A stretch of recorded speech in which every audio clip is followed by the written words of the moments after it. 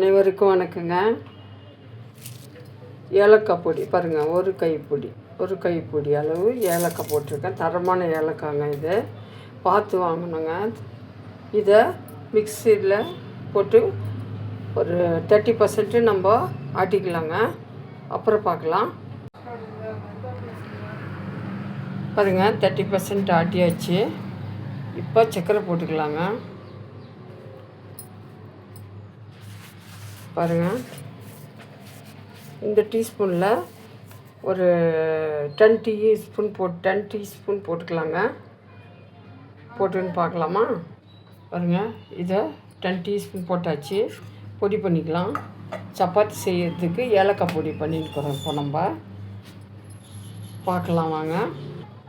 பாருங்கள், இந்த மாதிரி பொடி பண்ணியாச்சு. பொடி பண்ண பிறகு பாருங்கள், மாவு போட்டிருக்கேன். கீழே கொஞ்சம் பாருங்கள் பால் ஊற்றிருக்கேன். பால் ஊற்றிட்டு மாவு போட்டிருக்கேன் சூடாக.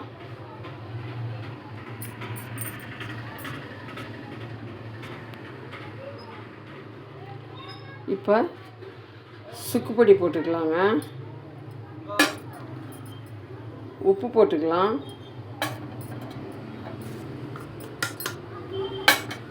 ஏலக்காய் பொடி போட்டுக்கலாங்க, ஒரு 1/4 டீஸ்பூனு. பாருங்கள், ஏலக்காய் பொடி 1/4 டீஸ்பூன் போட்டுக்கலாம்.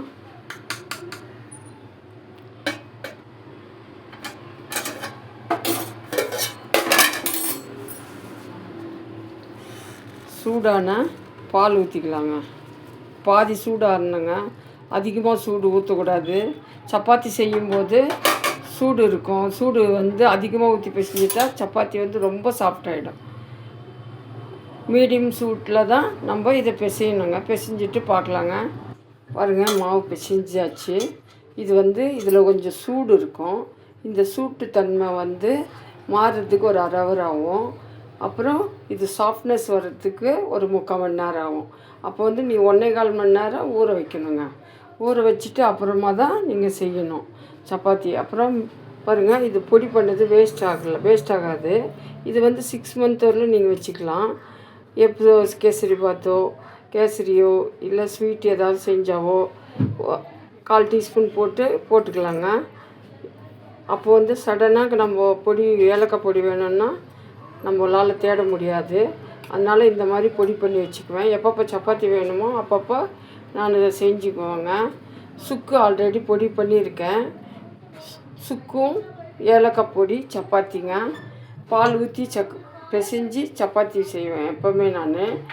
பாருங்கள், 1.25 மணி நேரம் ஊறட்டும், பிறகு பார்க்கலாம். பாருங்கள், இந்த மாதிரி ஒரு பாட்டிலில் போட்டு வச்சுக்கோங்க. ஏலக்காய் நம்ம யூஸ் பண்ணுறது உடம்புக்கு ரொம்ப நல்லதுங்க. பசி தன்மையை நீக்கும்.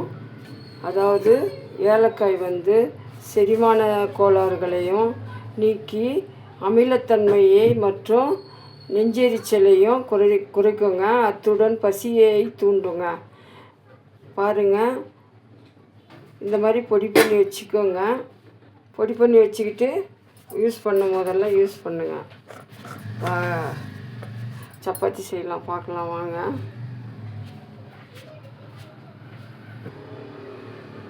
பாருங்கள், சுக்கு ஆல்ரெடி நான் பொடி பண்ணி வச்சுருக்கேன். இப்போ பொடி பண்ணது ஏலக்காங்க. சுக்குடைய மருத்துவம் என்னென்னா, இது உலர்ந்த இஞ்சிங்க. செரிமானத்தை மேம்படுத்தும். வாதம், பித்தவாதம், கபம் எல்லாமே சரிப்படுத்துங்க சில வகைகளை.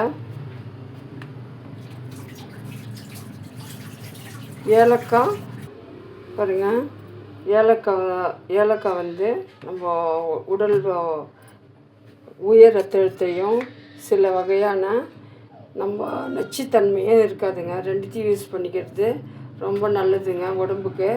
பாருங்கள், செஞ்சு பார்த்துட்டு சொல்லுங்கள். பாருங்கள், சப்பாத்தி இந்த மாதிரி டாட்டாக இருந்தால் போதும். ரொம்ப அதிகமாக வேகக்கூடாது. ஆனால் ஆல்ரெடி இது குக் ஆனது. பாலில் அதிகமாக வந்துச்சுன்னா நல்லா இருக்காதுங்க, ஒரு மாதிரி ஹார்டாகிடும். பார்க்கலாம். பாருங்கள், சப்பாத்தி செஞ்சாச்சு. சரிங்களா? இது மிளகு சிக்கன் கிரேவி, மிளகு சிக்கன் கிரேவி. அது வந்து வீடியோ எடுக்கலைங்க, நெக்ஸ்ட் வீடியோவில் பார்க்கலாம். சப்ஸ்கிரைப் பண்ணுங்கள், எங்கள் சேனலை ஆதரவு கொடுங்க ப்ளீஸ். பாய்ங்க, பாய் பாய்.